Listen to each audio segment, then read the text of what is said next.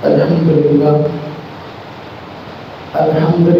نحمده ونستعينه ونستغفره ونؤمن به ونتوكل عليه ونعوذ بالله من شرور أنفسنا ومن سيئات أعمالنا من يهده الله فلا مضل له ومن يضلل فلا هادي له ونشهد أن لا إله إلا الله وحده لا شريك له ونشهد أن سيدنا وسندنا ونبينا ومولانا محمدا عبده ورسوله أما بعد فأعوذ بالله من الشيطان الرجيم بسم الله الرحمن الرحيم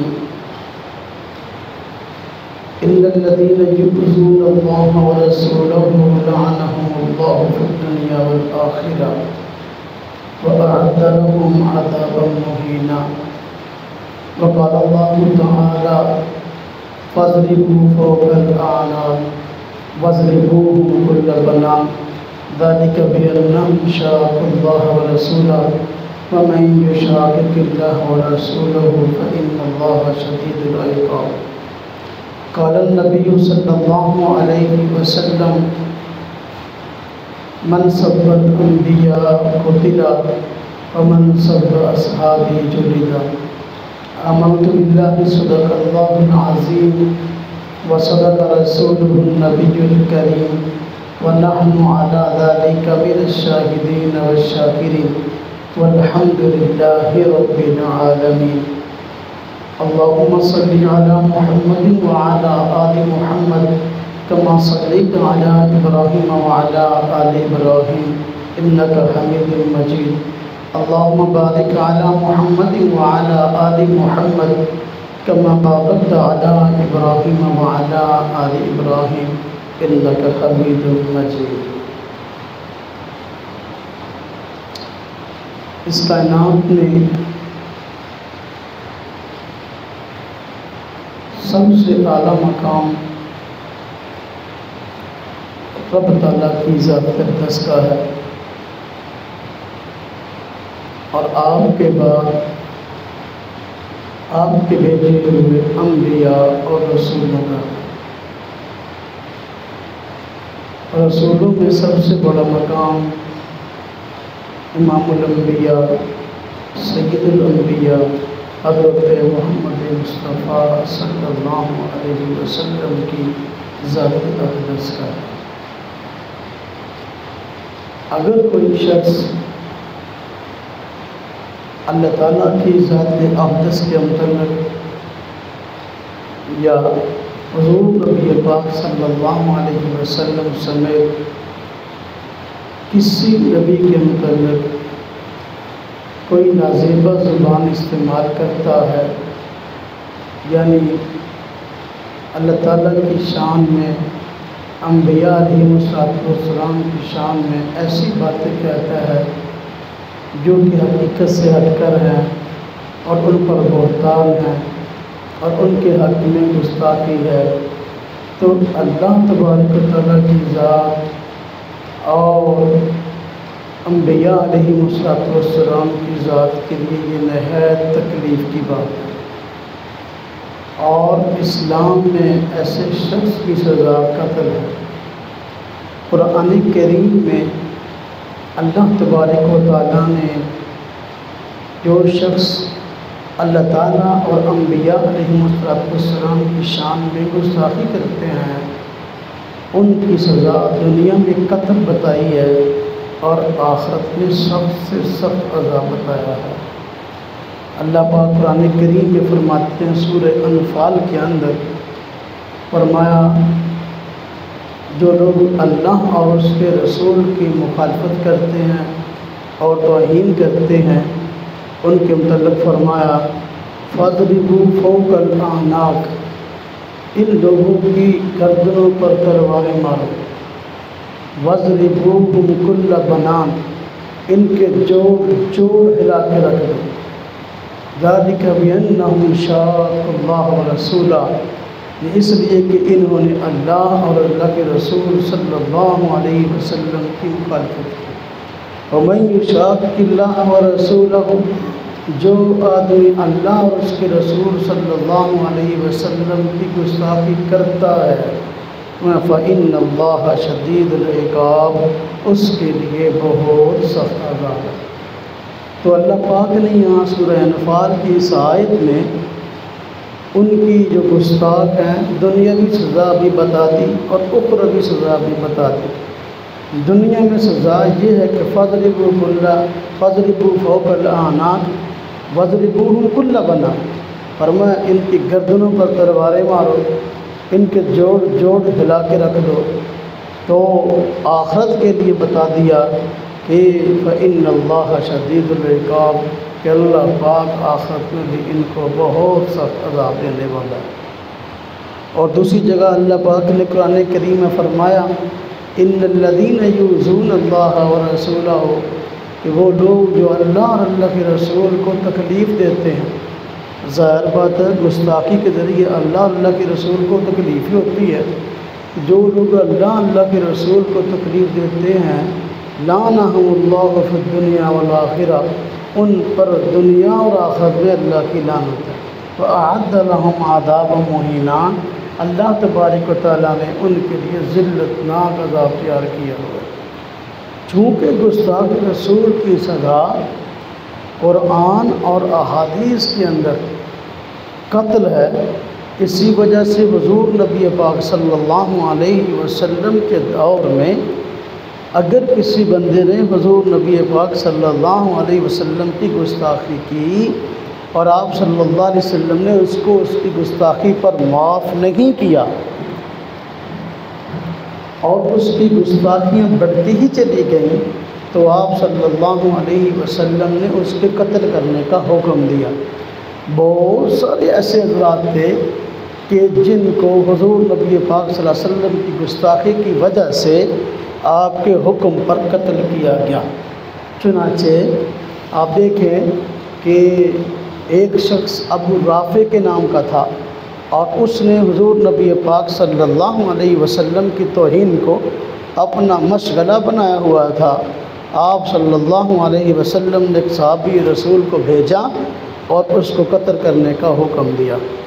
یہود کے سرداروں میں کعب بن اشرف معروف یہودی سردار تھا، وہ آپ صلی اللہ علیہ وسلم کے متعلق نازیبہ باتیں کرتا تھا، تو آپ صلی اللہ علیہ وسلم نے اس کے قتل کا حکم دیا اور صحابہ کرام میں سے ایک نے جا کر اس کی گردن اڑا دی۔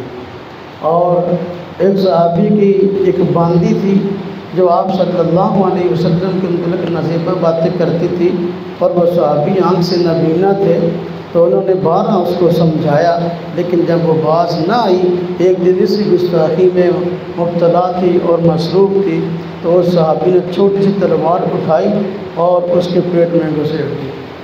فتح مکہ کے دن حضور نبی پاک صلی اللہ علیہ وسلم نے سب کے لیے معافی کا اعلان کیا، لیکن گستاخ کے لیے معافی کا اعلان نہیں کیا، اور گستاخان رسول صلی اللہ علیہ وسلم بیت اللہ کے غلاف سے چمٹے ہوئے تھے۔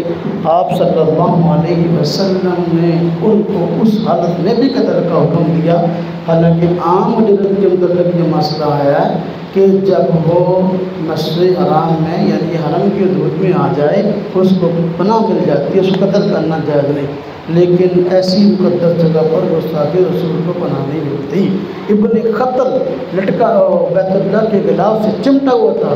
فتح مکہ کے دن حضور نبی پاک صلی اللہ علیہ وسلم نے اس کے قتل کا حکم دیا۔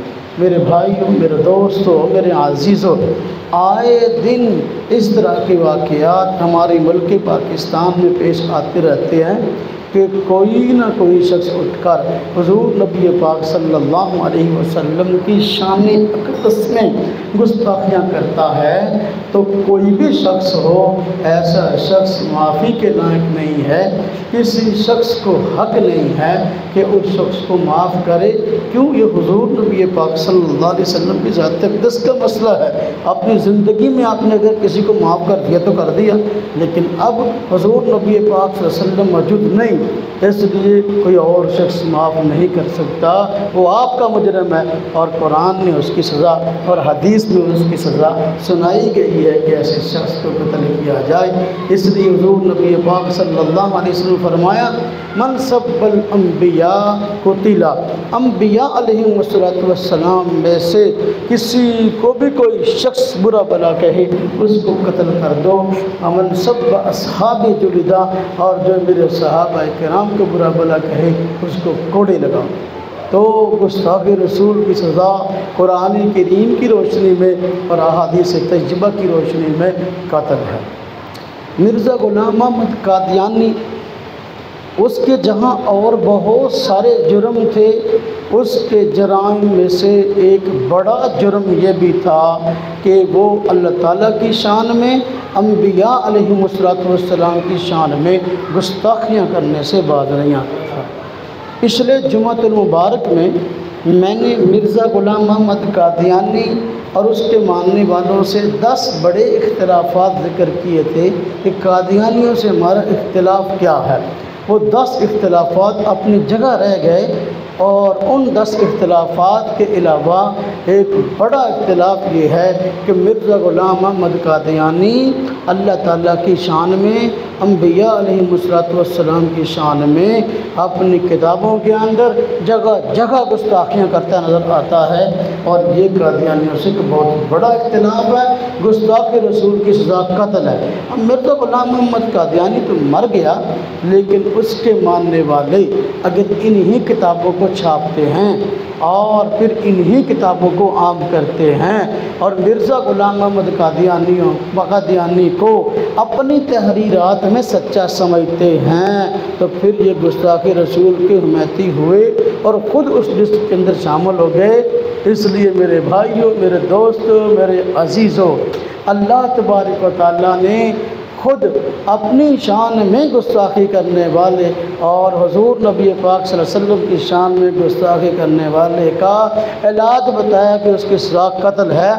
اگرچہ ہمارا قانون قادیانیوں کے خلاف ہے اور ہم سرکاری اور قانونی سطح پر جو کارروائی ہو اسی پر اعتماد رکھتے ہیں، قانون کو اپنے ہاتھ میں نہیں لیتے، لیکن مسئلے کی حد تک ہم مسئلہ امت مسلمہ کو بتانا ضروری سمجھتے ہیں کہ ہمارا قادیانی سے اختلاف ہے یہ کوئی معمولی نہیں ہے، خام علماء قادیانی کے خلاف نہیں ہے، بلکہ اس کی بہت بڑی بڑی وجوہات ہیں۔ آج کی اس مجلس میں ہم مرزا غلام احمد قادیانی کی کچھ گستاخیاں آپ حضرات کے سامنے رکھیں گے، جس سے آپ کے سامنے یہ بات نکھر کر سامنے آ جائے گی کہ مرزا غلام احمد قادیانی کے جرائم اگر ان کی ایک لمبی لسٹ ہے تو جرائم میں ایک سر فہرست جرم یہ ہے کہ وہ شخص اعلان اللہ تبارک و تعالیٰ کی شان میں، حضور نبی پاک صلی اللہ علیہ وسلم کی شان میں اور دیگر انبیاء علیہم السلام کی شان میں گستاخیاں کرتا تھا۔ میں نے یہ کتاب آج سے 20 سال پہلے یہ غور شاہیت اور قادیانیت اسلام کی عدالت میں لکھی تھی، اور یہ اس حوالے سے بڑی جامع کتاب ہے۔ یہ دونوں گستاخان رسول تھے، ریاض احمد غور شاہی بھی اور مرزا غلام احمد قادیانی بھی۔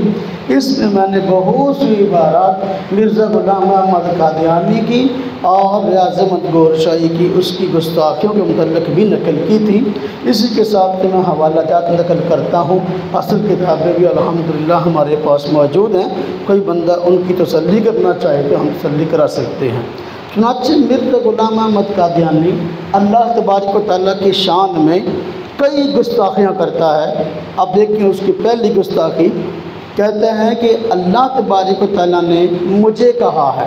مرزا غلام احمد قادیانی کہتا ہے کہ اللہ تعالیٰ نے مجھے کہا ہے میں نماز پڑھوں گا، روزہ رکھوں گا، جاگتا ہوں اور سوتا ہوں۔ اس کی کتاب ہے حمامۃ البشریٰ، اس کی جلد نمبر 2 ہے اور صفحہ نمبر 79 ہے۔ اب بندہ پوچھے مرزائیوں سے کہ بھئی اللہ تبارک و تعالیٰ کس کی نماز پڑھیں گے؟ وہ تو خود خالق ہیں اور اس کی عبادت کرنے کا حکم ہے، تو اللہ کس کی عبادت کرتا ہے، اللہ کس کے حکم پہ روزہ رکھتا ہے، اور اللہ تبارک و تعالیٰ کیسے سوتا اور کیسے جاگتا ہے، جب کہ قرآن کریم میں اللہ پاک نے فرمایا وما امروا الا لیعبدوا اللہ مخلصین لہ الدین، انسانوں کو حکم دیا کہ وہ اللہ تبارک و تعالیٰ کی عبادت کرے، اور اللہ پاک فرماتا ہے لا تأخذہ سنۃ ولا نوم، اللہ تبارک و تعالیٰ کی ذات کو تو اونگ نہیں آتی اور نیند نہیں آتی۔ پھر یہ بات کہاں سے آ گئی جو اس نے اللہ تبارک و تعالیٰ کے متعلق گھڑ دی کہ اللہ پاک نے مجھے یہ کہا ہے، اور یہ اللہ پاک کی شان میں بہت بڑی گستاخی ہے۔ مرزا غلام احمد قادیانی کہتا ہے دوسری گستاخی، کہتے ہیں مجھے اللہ تعالیٰ نے کہا ہے، یہی کتاب حمامۃ البشریٰ ہے، اس کا صفحہ نمبر 79 ہے، اور اس کا ایک مجموعہ تذکرہ جس کو مجموعہ الہامات کہتے ہیں، اس کا صفحہ نمبر 463 ہے، تبسم ہے اس کی۔ تو کیا کہتا ہے اللہ تبارک تعالیٰ کے متعلق، کہتا ہے کہ اللہ کہتا ہے میں خطا کروں گا، کہتا ہے میں اسباب کے ساتھ، مرزا غلام احمد قادیانی کہتا ہے اللہ تبارک و تعالیٰ نے میرے متعلق مجھ سے کہا ہے کہ میں اسباب کے ساتھ اچانک تیرے پاس آؤں گا، خطا کروں گا، بلائی کروں گا، اپنے رسول کے ساتھ محیط ہوں۔ اب دیکھو کہتا اللہ تعالیٰ نے مجھے کہا کہ اچانک تیرے پاس آؤں گا، خطا کروں گا۔ اللہ تبارک تعالیٰ کی ذات خطا کیسے کرتے ہیں؟ مرزا غلام احمد قادیانی یہ اللہ تعالیٰ کے بارے میں کیسے کہتا ہے؟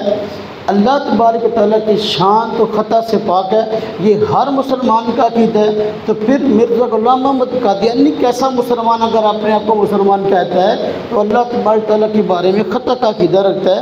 یہ سراسر کفر اور اللہ پاک کی شان میں گستاخی ہے۔ تیسری بڑی گستاخی اللہ معاف فرمائے ایسے الفاظ سے کی گئی کہ بندے کو بس اوقات بیان کرتے ہوئے شرم آئے گی۔ اس کی کتاب یہی تذکرہ جس کو قادیانی مجموعہ الہامات کہتے ہیں، انہوں نے دوبارہ اس کو شائع کیا ہے، صفحہ نمبر اس کا 202 ہے، اور اس کی کتاب مرزا غلام احمد قادیانی کی انجام آتم صفحہ نمبر 55 ہے، روحانی خزائن کی جلد نمبر 11 اس کا صفحہ نمبر 55 اور 56 ہے۔ کیا کہتا ہے؟ کہتا ہے کہ مرزا غلام احمد قادیانی کہ اللہ تعالیٰ نے مجھے کہا ہے تو ہمارے پانی سے ہے، تو ہمارے پانی سے ہے۔ اس کا کیا معنی ہے؟ نعوذ باللہ من ذالک، عام انسان اگر کسی دوسرے انسان کے نطفے سے پیدا ہوتا ہے تو اللہ تعالیٰ کے متعلق کہہ دیا کہ اللہ تعالیٰ نے نعوذ باللہ من ذالک کو نقل کفر نباشد کہ اللہ تعالیٰ نے مجھے کہا ہے کہ تو میرے پانی سے نہیں میرے نطفے سے پیدا ہو۔ نعوذ باللہ من ذالک، یہ اتنا بڑا کفر اور اتنی بڑی گستاخی ہے۔ مرزا غلام احمد قادیانی نے کی تو کی، لیکن قادیانی آج ان گستاخیوں کو چھاپ کر خود گستاخیاں کر رہے ہیں۔ یہ چھوٹی گستاخی تو نہیں اللہ پاک کی شان میں، 3 گستاخیاں ہوگی۔ چوتھی، مرزا غلام احمد قادیانی کہتے ہیں کہ ایک بچہ میرے ہاں پیدا ہونے والا تھا، اللہ پاک نے اس کے متعلق مجھے پیش گوئی فرمائی، مجھے خوشخبری دی۔ کیا کہا کہ ہم ایک لڑکے کی تجھے بشارت دیتے ہیں جس کے ساتھ حق کا ظہور ہوگا، گویا آسمان سے خدا اتر آیا ہے۔ اس کی کتاب ہے حقیقت الوحی صفحہ نمبر 95 اور 96، روحانی خزائن جو ان تمام کتب کا مجموعہ ہے اس کی جلد نمبر 22 اور صفحہ 98-99 ہے۔ کہتا ہے کہ میرے ہاں بیٹا ہوگا، اس کی صفت یہ ہوگی کہ اللہ نے فرمایا کہ ان اللہ نزل من السماء، گویا خدا آسمان سے اتر آیا۔ اللہ تبارک و تعالیٰ فرماتے ہیں قرآن کریم کے اندر لیس کمثلہ شیء، کوئی چیز اللہ تبارک و تعالیٰ کی طرح نہیں ہے، تو پھر کہ ان اللہ نزل من السماء کیسے ہو گیا؟ مرزا غلام احمد قادیانی کا بیٹا اللہ تبارک و تعالیٰ کی طرح کیسے ہو گیا؟ یہ بہت بڑا کفر اور اللہ تبارک و تعالیٰ کی شان میں بہت بڑی گستاخی ہے۔ مرزا غلام احمد قادیانی کہتا ہے، یہ 5ویں گستاخی، کہتا ہے کہ اس کی کتاب ہے دافع البلا صفحہ نمبر اس کا 6 ہے، کہتے ہیں مجھ سے میرے رب نے بیعت کی، مجھ سے میرے رب نے بیعت کی۔ استغفر اللہ، آج ہم بیعت کرتے ہیں تو بیعت اس شخص کے ہاتھ پہ کرتے ہیں جو ہم سے بڑا، ہم سے زیادہ فضیلت والا، جس کو ہم اپنا بزرگ سمجھیں، اپنا شیخ سمجھیں، اپنا پیر سمجھیں، اس کے ہاتھ پر بیعت کرتے ہیں۔ مرزا غلام محمد قادیانی کہتا ہے کہ میرے رب نے مجھ سے بیعت کی، گویا یہ اللہ پاک کا بھی پیر بنا بیٹھا ہے، اللہ پاک سے بھی بڑا بنا بیٹھا ہے، یہ اللہ پاک کی شان میں گستاخی نہیں ہے تو اور کیا ہے؟ قادیانی کہتے ہیں ہمارا کیا جرم ہے ہمارے پیچھے پڑے ہوئے ہو؟ یہ دیکھ لیں اپنے جرائم، یہ کتنے بڑے بڑے جرم اللہ تبارک و تعالیٰ کی شان میں ہیں۔ مرزا غلام محمد قادیانی اللہ تعالیٰ کی شان میں چھٹی گستاخی یہ کرتا ہے کہ اللہ تعالیٰ کے ساتھ ہم نشینی کا دعویٰ کرتا ہے۔ ہم نشینی کا دعویٰ کہ ایک کرسی پر اللہ تعالیٰ بیٹھے ہوئے تھے تو مجھے بلایا گیا اور اللہ تعالیٰ نے دوسری کرسی پر اپنے ساتھ مجھے بیٹھنے کا حکم دیا۔ چنانچہ یہ اس کی کتاب ملفوظات جس کی جلد نمبر 5 ہے اور صفحہ نمبر اس کا 52 ہے، اس کتاب کے اندر اس نے یہ بات کہی ہے اس صفحے پر کہ دیکھو اللہ تعالیٰ کو میں نے دیکھا ہے کرسی پر بیٹھے ہوتے اور اس نے اپنے ساتھ مجھے اپنی کرسی پر بیٹھنے کا حکم دے دیا۔ تو یہ اللہ پاک کی شان میں کیا کامل گستاخی ہے؟ اللہ پاک کی ذات تو ہماری طرح جسم سے پاک ہے اور وہ کرسی کی کہاں محتاج ہے اور وہ کرسی پر کیسے بیٹھے کہ مرزا غلام محمد قادیانی کو بھی اپنے مقابل کرسی پر بیٹھنے کا حکم دیا۔ رب تعالیٰ کی ذات وہ تو ہماری طرح اعضائے جسم سے پاک ہے، تو پھر کیسے اللہ تبارک و تعالیٰ مرزا غلام محمد قادیانی کے مقابلے میں کرسی پر بیٹھے اور مرزا غلام محمد قادیانی اللہ تعالیٰ کے مقابلے میں کرسی پر بیٹھا؟ یہ ساری کی ساری اللہ تبارک و تعالیٰ کی شان میں گستاخیاں۔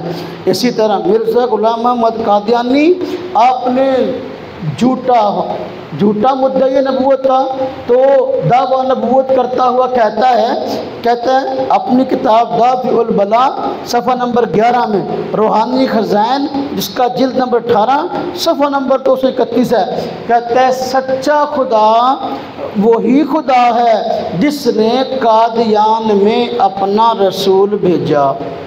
سچا خدا وہی خدا ہے جس نے قادیان میں اپنا رسول بھیجا۔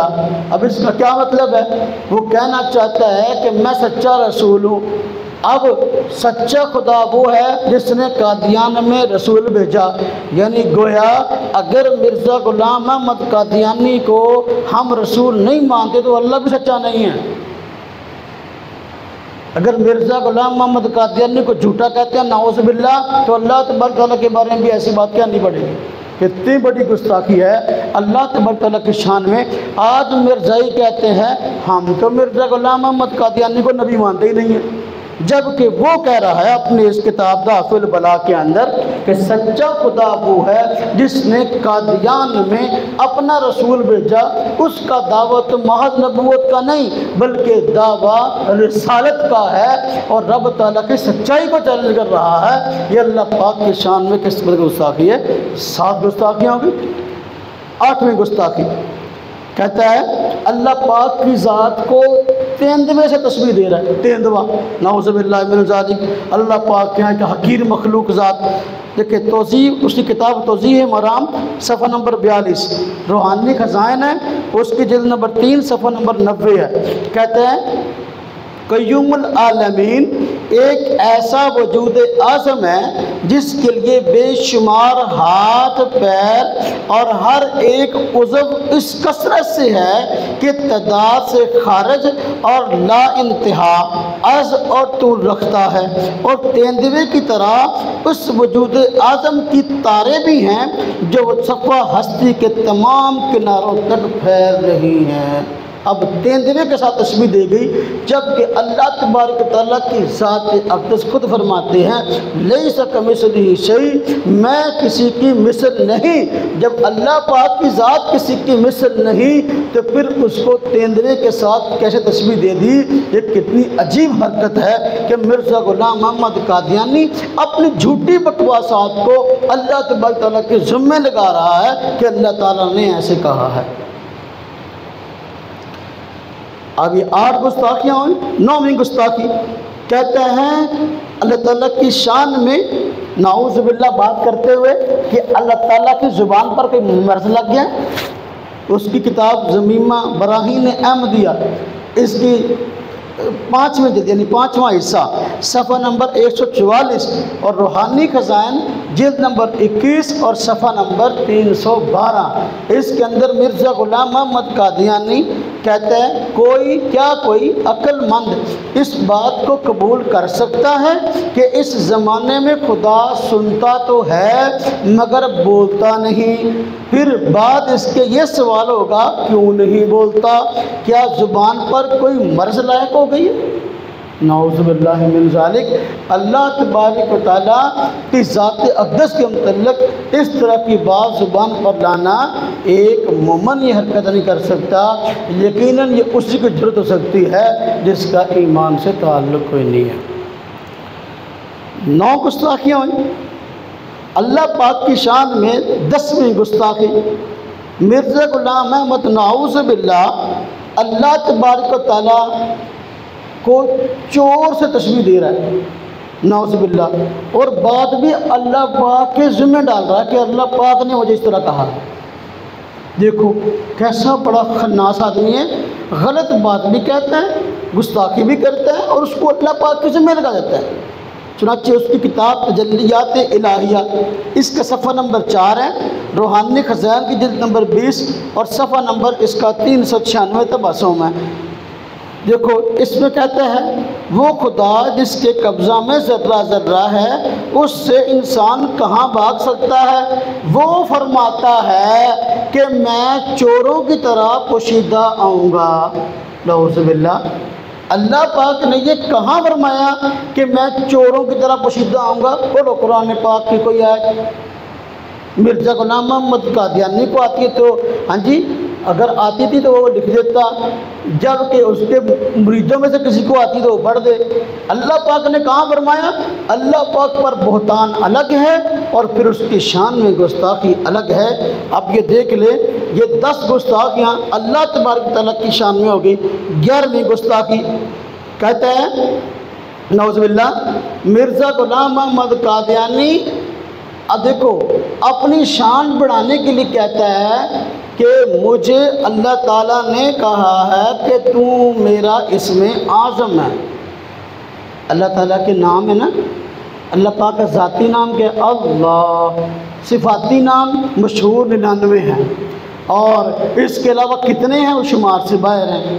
اب مرزا غلام محمد قادیانی کہتا ہے کہ اللہ پاک نے مجھے کہا، اس کی کتاب حمامت البشرا جلد نمبر 2 صفحہ 61 ہے اور تذکرہ جس کو الہامات کا مجموعہ کہتے ہیں اس کا صفحہ نمبر 392 ہے. کہتا ہے کہ اللہ پاک نے ان الفاظ سے مجھے مخاطب کیا، کیا؟ انت اسم بالاعلی، اے مرزا تو میرا سب سے بڑا نام ہے. کیا مرزا صاحب تو میرا سب سے بڑا نام ہے. مرزا غلام محمد قادیانی نعوذ باللہ من ذالک. اللہ تبارک و تعالیٰ کا اسم اعظم کیسے ہو گیا؟ اب یہ اللہ پاک کی شان میں بہت بڑی گستاخی، بس اپنی فرضی داستان میں سنا کر لوگوں کے دلوں کے اندر اپنی عقیدت بڑھاتا تھا کہ اللہ پاک جو مجھے بہت بڑا مقام مرتبہ دیے ہوئے ہیں، جبکہ اوقات یہ تھی کہ نعوذ باللہ من ذالک دینی روحانی سلسلہ یہ تھا کہ نماز کے اندر بھی بچوں کی طرح کھیلتا رہتا تھا. کوئی الگ مسئلہ ہے، کبھی انشاءاللہ موقع میں تو اس کو بیان کریں گے. خیر یہ اللہ پاک کی شان میں دیکھیں 11 گستاخیاں ہو گئی. 12ویں گستاخی نعوذ باللہ من ذالک ایسی کی گئی کہ زبان پر لانے کو جی نہیں چاہتا. گستاخیاں ساری اس طرح کی ہیں لیکن بعض ایسی ہیں کہ شریف بندہ اپنی زبان سے ذکر کرتے ہوئے بہت شرماتا ہے. مرزا غلام محمد قادیانی کو لکھتے ہوئے حیا نہیں آئی. مرزا غلام محمد قادیانی کہتا ہے کہ میں پہلے مریم تھی، پھر کہتا ہے کہ میں عیسیٰ بن گیا. لوگوں نے پوچھا بھی تو کیسے مریم تھی پھر عیسیٰ کیسے بن گیا؟ کہتا ہے کہ میں مریم تھی اور اللہ تبارک و تعالیٰ نعوذ باللہ کہتا ہے مجھ سے رجولیت کا اظہار کیا، یعنی جس طرح مرد خامن سے مباشرت کرتا ہے وہ کام مجھ سے کیا۔ کہتا ہے پھر جو ہے مجھے حمل ہو گیا اور پھر یہ حمل رہا 10 ماہ، اس کے بعد وضع حمل ہوا۔ کیا وضع حمل ہوا؟ میں سے میں پیدا ہو گیا کہ میں پہلے مریم تھی پھر میں عیسیٰ بن گیا۔ ایسا بڑا لک اپ کٹھا ہے۔ اس کی باتیں جہاں عجائبات میں سے عجیب و عجوبے ہیں تو وہاں بکواسات میں سے بھی ایسی بکواسات ہیں کہ دنیا میں آج تک شاید کسی نے اس طرح کی بکواسات اللہ پاک کی شان میں کی ہوں۔ جو اللہ پاک کے وجود کے منکر دار یہ ہے نا جی، وہ بھی اللہ پاک کی ذات کے اقدس کے متعلق اس طرح کی بکواسات نہیں کرتے جو اللہ پاک کے وجود کے منکر ہیں۔ تو مرزا غلام محمد قادیانی اس طرح کی بکواسات اپنی کتابوں میں لکھتا ہے۔ چنانچہ اس کی کتاب ہے، پہلے اس کا ایک خاص مرید تھا جس کا نام قاضی یار محمد تھا، اس کی کتاب ہے اسلامی قربانی، اس کا صفحہ نمبر 12، یہ انڈیا سے امرتسر شہر سے چھپی اور ٹرکٹ نمبر 34۔ کیا لکھا اس میں؟ کہتا ہے حضرت مسیح موعود، یعنی مرزا غلام محمد قادیانی کو کہتا ہے وہ اس کا مرید، حضرت مسیح موعود مرزا غلام محمد قادیانی نے ایک موقع پر اپنی حالت یہ ظاہر فرمائی کہ کشف کی حالت آپ پر اس طرح طاری ہوئی کہ گویا آپ عورت ہیں اور اللہ تعالیٰ نے رجولیت کی طاقت کا اظہار فرمایا تھا۔ سمجھنے کے لیے اشارہ کافی ہے، سمجھنے والے کے لیے اشارہ کافی۔ اب آپ دیکھ لیں کیا بکواس ہے یہ۔ پھر آگے کہتا ہے مرزا غلام محمد قادیانی خود کہ مجھے حیض آتا تھا۔ اب دنیا میں یہ کون سا مرد ہے جس کو حیض آتا تھا؟ اس کی باتیں عجوبات میں سے عجیبہ اور بکواسات میں سے عجیب بکواسات ہیں۔ خود کہتا ہے اپنی کتاب تتمہ حقیقت الوحی صفحہ نمبر 143 کے اندر، اور اس کی کتاب روحانی خزائن جلد نمبر 22 صفحہ 581 ہے، اس میں کہتا ہے بابو الہی بخش چاہتا ہے کہ تیرا حیض دیکھے یا کسی پلیدی اور ناپاکی پر اطلاع پائے، مگر خدا تعالیٰ تجھے اپنے انعامات دکھائے گا جو متواتر ہوں گے، اور تجھ میں حیض نہیں بلکہ وہ بچہ ہو گیا ہے، ایسا بچہ جو بمنزل اطفال اللہ کے ہے۔ نعوذ باللہ من ذالک، کہ اب وہ حیض کی حالت ختم ہو گئی، عمل ہو گیا ہے، اب جو بچہ ہے اس کے اندر عمل کے اندر وہ اللہ کے بچوں کی طرح ایک بیٹا ہے۔ عیسائی عیسیٰ علیہ السلام کو اللہ کا بیٹا کہتے ہیں کفر ہے، اور اللہ پاک نے اس کو کفر بتلایا بھی اور واقعی کفر ہے۔ لیکن مرزا غلام محمد قادیانی کی ان کتابوں کو جو جس نے بکواسات کی ہیں، ہاں جی گستاخی جو اپنی جگہ، اس کو چھاپیں اور عام کریں تو لوگوں کو پڑھے پڑھائیں، نصاب میں شامل کریں اپنے کے اندر، تو یہ اسلام ہے، یہ قادیانی کا اسلام ہے۔ اب آپ بتائیں کہ ہمارا اسلام قادیانی کے اسلام سے کس طرح مل جائے گا؟ کس قدر بکواس ہے اور ایسی واحیات باتیں کہ بندہ اپنی زبان سے کہتا ہے وہ شرماتا ہے۔ ہم یہ باتیں اس لیے بتا رہے ہیں، آج لوگ ہمیں کہتے ہیں کہ تم خام خواہ قادیانی کے پیچھے پڑے ہو، اور اتنے فرقے اس دنیا میں رہتے ہیں اور ان کو رہنے کا حق ہے، تو پھر قادیانیوں سے کیا مسئلہ ہے تمہارا؟ ساوے ہاتھوں کے پیچھے پڑ گئے ہو ان کے۔ ہم کہتے ہیں یہ وجہ ہے ہاتھوں کے پیچھے پڑنے کی، جہاں اور بڑے بڑے اختلافات ہیں، اختلاف میں سے ایک بڑا اختلاف یہ ہے اللہ تبارک و تعالیٰ کی شان میں ایسی گستاخیاں کرتا نظر آتا ہے کہ بندہ اپنی زبان سے ان گستاخی کو ذکر کرتے ہوئے شرماتا ہے۔ چنانچہ اب دیکھو مزید سنو بکواس اس کی، یہی کہتا ہے کہ میں مریم سے عیسیٰ کیسے بن گیا۔ یہ اس کی کتاب ہے کشتی نوح۔ اب دیکھو کتاب کا نام دیکھو، نوح علیہ السلام کی کشتی کے نام پر اس نے کہا تھا کہ بھئی میرا گھر نوح علیہ السلام کی کشتی کی طرح ہے۔ وہ قادیان میں طاعون آ گیا تھا، اس نے کہا میرا گھر اپنا نوح علیہ السلام کی کشتی کی طرح ہے، جو میرے گھر میں آ جائے گا اس کو پناہ مل جائے گی، ہاں جی، تو لہذا وہ بچ جائے گا، باقی لوگ طاعون میں مر جائیں گے۔ اب ہوا یہ کہ طاعون خود اس کے اپنے گھر کے اندر آ گیا اور پھر گھر سے خود بھاگ گیا۔ کتاب کا نام رکھا کشتی نوح، اس کا صفحہ نمبر 47 ہے، اور روحانی خزائن کے اندر یہ کتاب شامل، جس کا جلد نمبر 19 صفحہ 50 ہے۔ اس میں یہ کہتا ہے صراحتاً کہ میں مریم سے عیسیٰ کیسے بنا، کہتا ہے مریم کی طرح عیسیٰ کی روح مجھ میں نفخ کی گئی اور استعارہ کے رنگ میں مجھے حاملہ ٹھہرایا گیا، اور آخر کئی مہینے کے بعد 10 مہینے سے زیادہ نہیں، بذریعہ اس الہام کے جو سب سے آخر براہین احمدیہ کے حصہ 4 صفحہ 556 میں درج ہے، مجھے مریم سے عیسیٰ بنایا گیا، پس اس طور پہ میں ابن مریم ٹھہرا۔ بڑی شرم کی بات ہے، کہتا ہے کہ میں پہلے مریم کی نعوذ باللہ، اللہ پاک نے مجھ سے رجولیت کا اظہار کیا، عمل ہو گیا، پھر میں جو ہے بوضع عمل ہوا تو میں مریم سے عیسیٰ بن گیا۔ تو یہ دنیا کا عجوبہ ہے۔ ہم قادیانی سے پوچھتے ہیں، آج بھی سائنس نے بڑی ترقی کی ہے، بڑی بڑی عجیب چیزیں دیکھنے میں سننے میں آتی ہیں، لیکن جو عجوبہ مرزا قادیانی نے پیش کیا ہے، کیا اس عجوبے کی مثال بھی دنیا میں کہیں ملتی ہے؟ کس دلیل سے مرزا غلام محمد قادیانی کو تم اس بات میں سچا ثابت کرو گے؟ اصل میں چونکہ مرزا غلام محمد قادیانی کا دعویٰ تھا کہ میں وہ عیسیٰ ہوں جس کی خبر قرآن میں اور حدیث میں دی گئی کہ قرب قیامت آئے گا۔ اب لوگوں نے کہا تیرا نام تو غلام احمد ہے، تو عیسیٰ کیسے ہو گیا؟ اب اس نے اپنے آپ کو غلام احمد سے عیسیٰ بنانا تھا، اس کے لیے کہانی گھڑ لی کہ میں پہلے مریم تھی، پھر مجھے حمل ہو گیا، پھر جو ہے مریم سے عیسیٰ بن گیا۔ اب یہ اس کا چکر ہے۔ ہم کہتے ہیں اگر تو دنیا میں کبھی پہلے بھی اس طرح ہوا ہے یا اس کے بعد بھی کبھی اس طرح ہوا ہے تو پھر تو یہ بھی مریم سے عیسیٰ بن گیا ہوگا۔ اگر اس طرح نہیں ہوا تو پھر سوائے جوتوں کے اور اس کا کیا علاج تھا؟ اور جو اس شخص کو نبی مہدی یا مسیح مانتے ہیں ان کا سوائے جوتوں کے اور کیا علاج ہے؟ اور عجیب بات ہے کہ ایک انسان جب کوئی عورت امید سے ہوتی ہے نا تو اس کو حمل 9 ماہ تک رہتا ہے۔ کتنے ماہ تک رہتا ہے؟ 9 ماہ تک۔ اب یہ کہتے ہیں مجھے حمل 10 ماہ تک رہا، یہ کیا بھینس تھی؟ بندہ اس سے پوچھے، عورت کو حمل تو 9 ماہ سے زیادہ رہتا ہی نہیں ہے، آخر کار بچہ پیدا ہو جاتا ہے، 10 ماہ حمل ہوتا ہی نہیں کسی عورت کو۔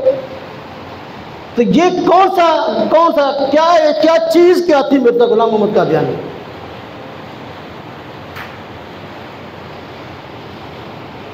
استغفر اللہ۔ تو یہ اللہ تبارک و تعالیٰ کی شان میں کس قدر عجیب گستاخی ہے کہ مرزا غلام محمد قادیانی نے اللہ تبارک و تعالیٰ کے متعلق حیوانی فعل کبھی منسوب کر دیا اپنے آپ کو عیسیٰ ثابت کرنے کے لیے، مسیح ثابت کرنے کے لیے۔ اگر تو اسی طرح دعوے ثابت ہوتے ہیں دنیا کے اندر اور کسی کے، پھر تو مرزے کا بھی ثابت ہو گیا۔ اگر نہیں ثابت ہوتے تو سوائے جوتے کے اور کوئی علاج نہیں ہے۔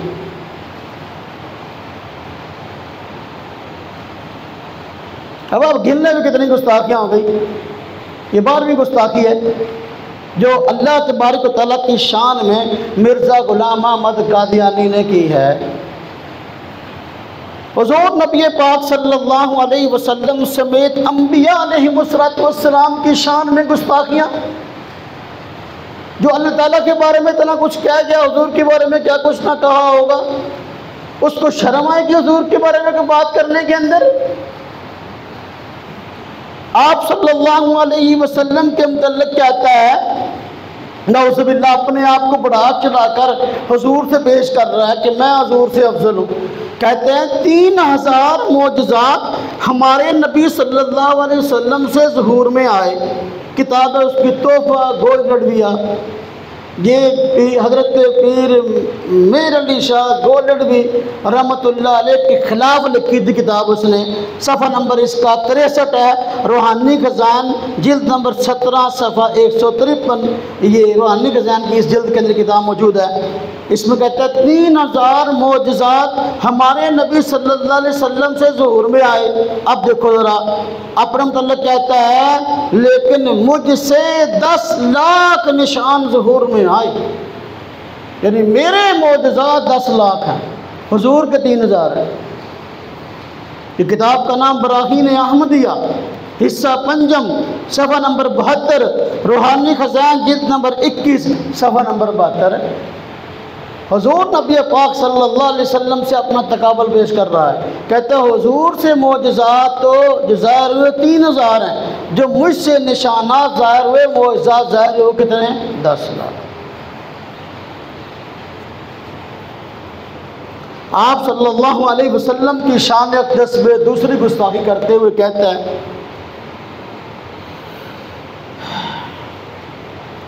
کہ آپ حضرت صلی اللہ علیہ وسلم اور آپ صلی اللہ علیہ وسلم کے اصحاب عیسائیوں کے ہاتھ کا بنا ہوا پنیر کھا لیتے تھے، حالانکہ مشہور تھا کہ سور کی چربی اس میں بڑھتی ہے۔ نعوذ باللہ من ذالک۔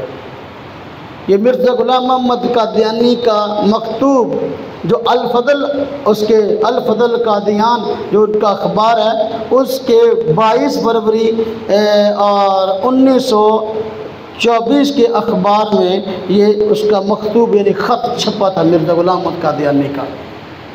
کیا اس میں لکھا کہ حضور نبی پاک صلی اللہ علیہ وسلم عیسائیوں کے ہاتھ کا بنا ہوا پنیر کھا لیتے تھے، حالانکہ اور آپ کے صحابہ بھی، حالانکہ مشہور تھا کہ سور کی چربی اس میں پڑتی ہے۔ شریعت کے اندر سور حرام ہے یا حلال ہے؟ شریعت میں سور حرام ہے۔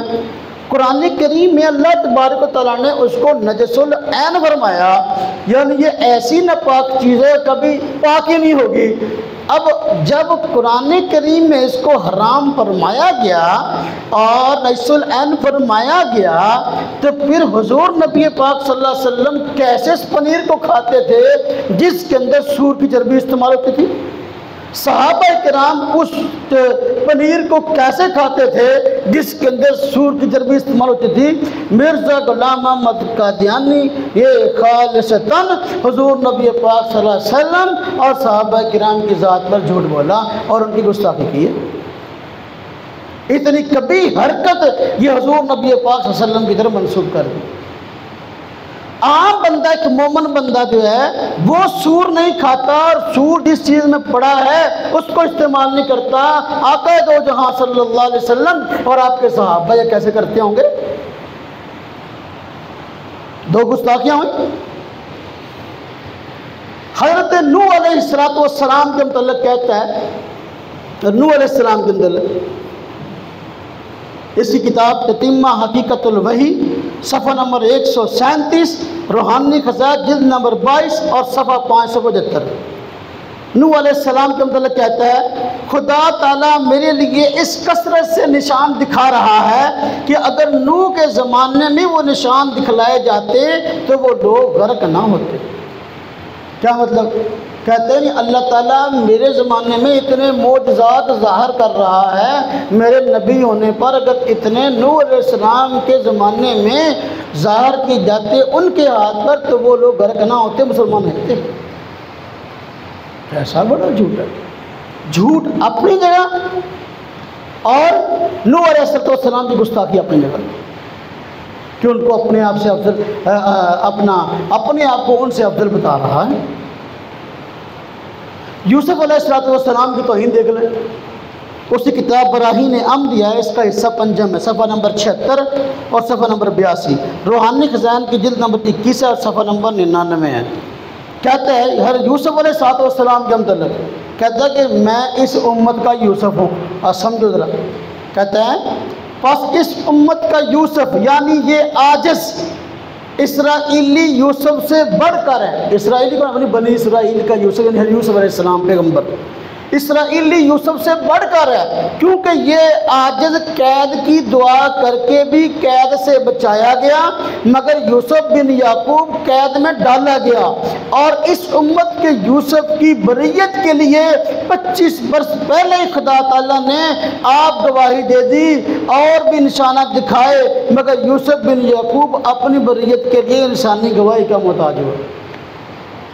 اب آپ دیکھ لیں کہ اپنی برتری حضرت یوسف علیہ السلام جو پیغمبر ہیں، بنی اسرائیل کے پیغمبر، ان سے اپنی برتری کس طرح ثابت کر رہا ہے کہ وہ تو قید ہوئے، میں قید سے بچ گیا، اور اللہ تعالیٰ نے میرے پاک دامن ان کی گواہی دے دی، جبکہ یوسف علیہ السلام بندوں کے محتاج ہوئے۔ نعوذ باللہ من ذالک۔ میرے صحیح کہتے ہیں ہمارا جرم کیا ہے؟ اب یہ جرم کوئی نہیں ہے۔ اس طرح کی کوئی ایک بات ہی بندہ زبان سے نکال دے، اسلام سے نکل جاتا ہے۔ مرزا غلام احمد قادیانی کی تو لائن لگی ہوئی ہے اس طرح کی باتوں کی۔ حضرت آدم علیہ السلام کے متعلق کہتا ہے، انبیاء علیہ السلام کو ذرا دیکھ لیں کیا اس کے نظریات ہیں۔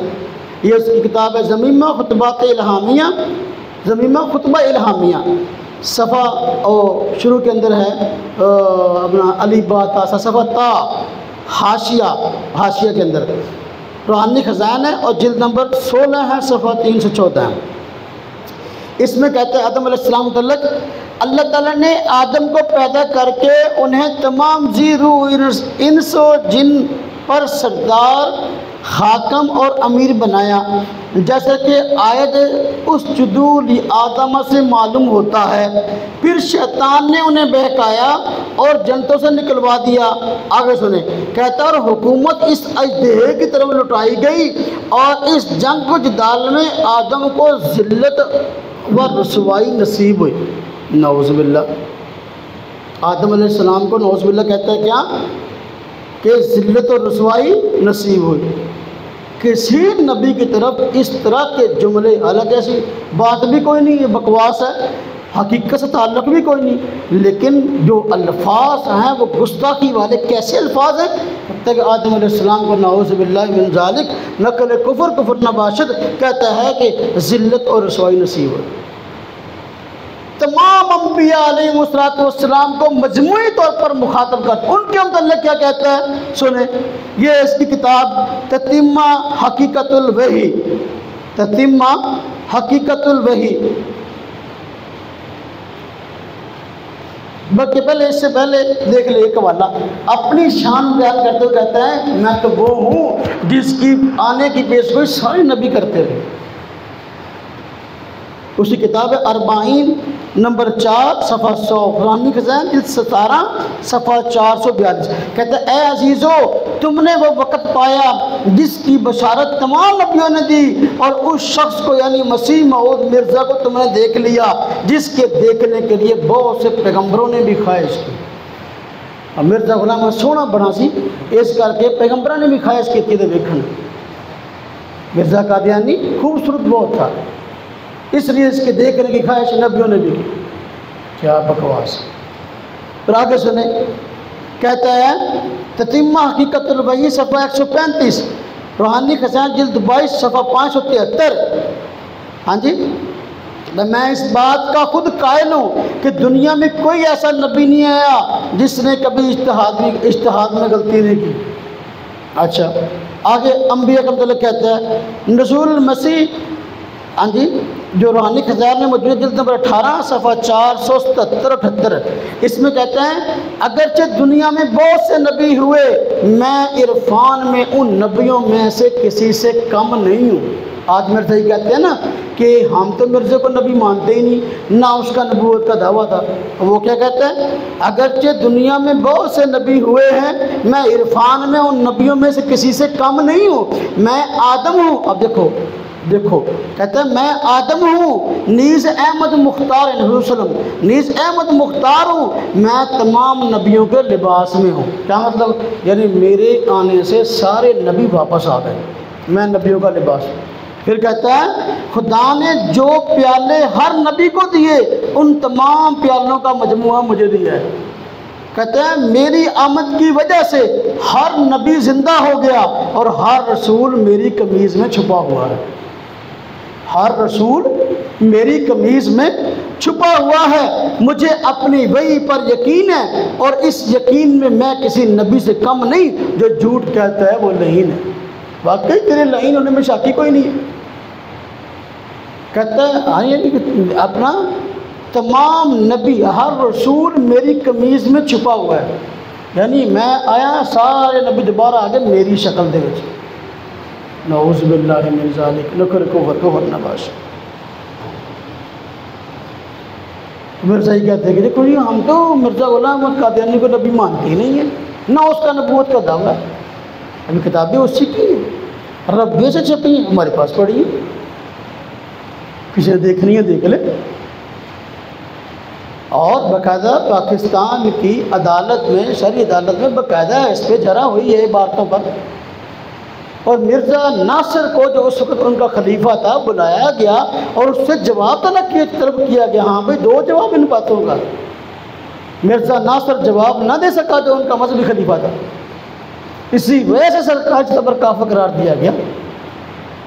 تو یہ ایسی گستاخیاں انبیاء کی شان میں کہ میں سارے نبی میرے آگے زندہ ہو گئے. میں ہر نبی ہیں, آدم بھی ہیں, یوسف بھی ہیں, نوح بھی, اور کئی جگہ پر اس طرح کی بکواسات کی.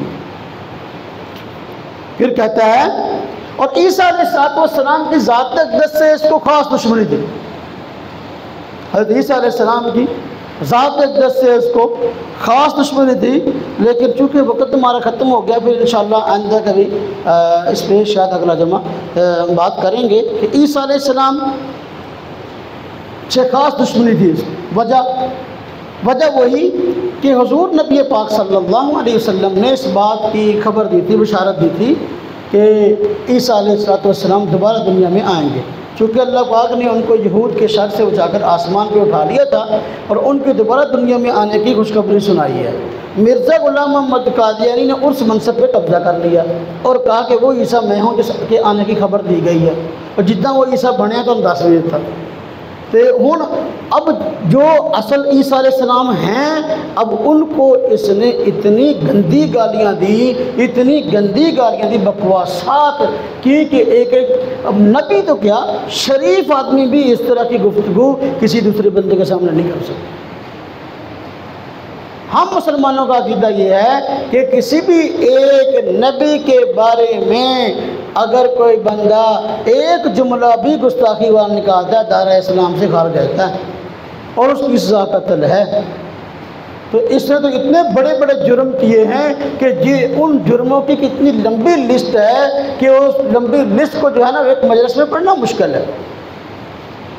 آج میں نے اس سے کچھ گستاخیاں پڑھی ہیں, ابھی گستاخیاں پوری نہیں ہوئی تو وقت پورا ہو گیا. تو مرزائیوں سے اختلاف کوئی چھوٹا نہیں ہے. اور قرآن کریم میں اور حدیث طیبہ میں حضور نبی پاک صلی اللہ علیہ وسلم نے گستاخ رسول کی سزا قتل بتائی ہے. ہاں البتہ ہم خود گستاخ رسول کو قتل نہیں کرتے. ہم کہتے ہیں چونکہ ہمارا آئین ہمارے ساتھ ہے اس لیے ہم کہتے ہیں بھی اگر اس طرح کی گستاخی کو بندہ کرتا ہوا پایا جائے ہاں جی تو اس کو قانونی طور پر سزا دلوائی جائے, قانون کو خود ہاتھ میں نہ لیا جائے. اللہ پاک قرآن کریم میں فرماتے ہیں ان الذین یؤذون اللہ ورسولہ لعنہم اللہ فی الدنیا والآخرہ. وہ لوگ جو اللہ اس کے رسول کو تکلیفیں دیتے ہیں فرمایا کہ ان پر دنیا اور آخرت میں اللہ کی لعنت ہے. وأعد لهم عذابا مہینا, اور اللہ تبارک و تعالیٰ نے ان کے لیے ذلتناک عذاب تیار کر رکھا ہے.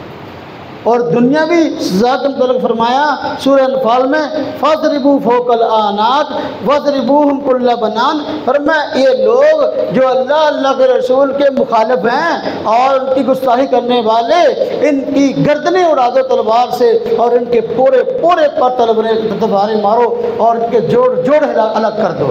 فرمایا فَاضْرِبُوا فَوْقَ الْأَعْنَاقِ وَاضْرِبُوهُمْ كُلَّ بَنَانٍ.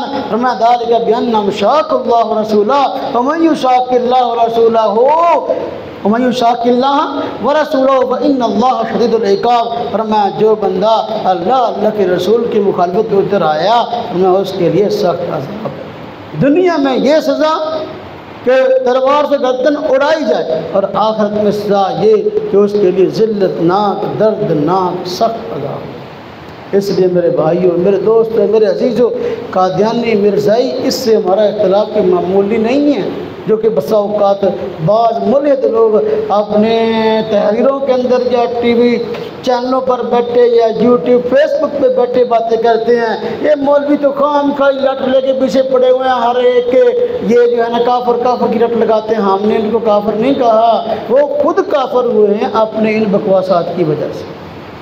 اللہ تبارک و تعالیٰ، وہ علماء جو ہیں وہ کسی کو کافر بناتے نہیں ہیں، بلکہ وہ تو امت کو بتاتے ہیں کہ بھئی اس یہ اپنی فلاں غلط بات کی وجہ سے دائرہ اسلام سے نکل گیا، گستاخی وہ اسلام سے نکلنے والی باتیں تو وہ خود کرتا ہے۔ علماء تو بتاتے ہیں کافر ہونا بھی کافر ہو گیا، یہ نہیں کہتے کہ ابھی ہم نے اس کو کافر بنایا ہے۔ علماء کافر بناتے نہیں بلکہ کافر ہونے کا بتاتے ہیں، تو علماء کا منصب ہے۔ اگر وہ یہ کام نہیں کریں گے تو پھر اور کون کام کرے گا؟ حدیث پاک میں حضور نبی پاک صلی اللہ علیہ وسلم نے ارشاد فرمایا، علماء انبیاء کے وارث ہیں۔ تو جب انبیاء علیہم السلام سارے کے سارے معاملات دین کے نپٹاتے تھے اور ان کی شرعی ذمہ داری تھی، اب علماء ان کے وارث ہیں تو ان کو وہ سارے معاملات مذہبی نپٹانے پڑیں گے جو کہ واقعی انبیاء علیہ السلام نپٹاتے تھے۔ چونکہ علماء انبیاء کے وارث ہیں، حضور کے زمانے میں گستاخوں کی نشاندہی کی گئی اور ان کو قتل کیا گیا، اس لیے ہم وارث ہیں، ہم بھی بتاتے ہیں کہ فلاں گستاخ ہے، لہذا اس کی تحریرات آپ کے سامنے ہماری شرعی ذمہ داری ہے۔ اللہ پاک ہم سب کو دین اسلام کی صحیح سمجھ عطا فرمائے۔